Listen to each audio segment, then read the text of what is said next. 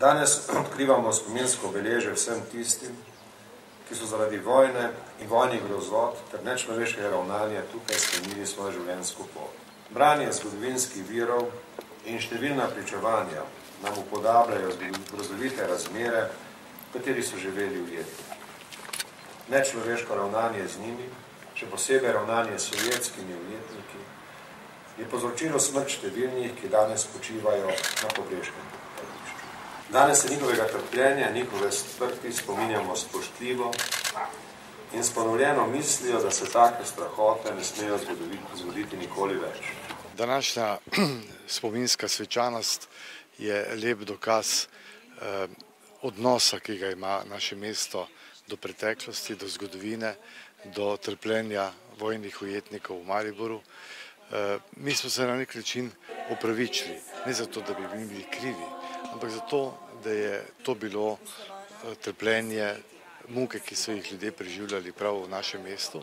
Hkrati pa smo se za to spominsko svečanostjo oddolžili spominu in neprestano ta spomin vračamo tudi na mlado generacijo, zato da pozna pravo zgodovino in veliko resnic o tem ni bilo znanih, je bilo zamolčanih iz takšnih ali drugačnih razlogov in mislim, da je današnja svečanost priložnost, ne zato, da se samo spominjamo, da iz tega zapuščenega objekta tukaj v Melju morda na podlagi avtentičnih virov, ki jih bodo zgodovinarji izbrali v nemških arhivih, dobimo še bolj natančne podatke in da iz tega naredimo mogoče en mednarodni muzej, prostor, kjer se bodo srečevali ne samo ljudje različnih narodov, ampak tudi različnih generacij in mislim, da je to za Maribor in za Slovenijo to zelo pomembno. To ujetniško taborišče nemško Stalag 18D v Mariboru je že avgusta in potem oktobra 1941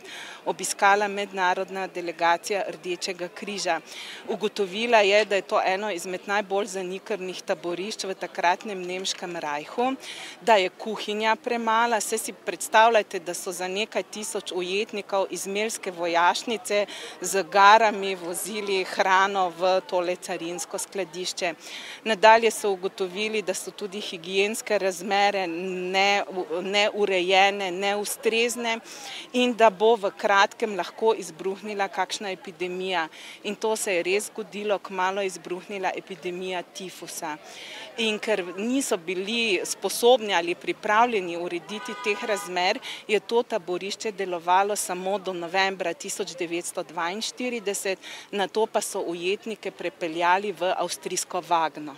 Kot predsednik Republike Slovenije ob vsaki ustrezni priložnosti izražam javno obsodbo vseh množičnih kršitev človekovih pravic, zlasti izvensodnih pobojev, tako tisti, ki so bili zagrešeni nad civilnim prebivalstvom in vojnimi ujetniki med vojno, kot tudi tistimi po vojni.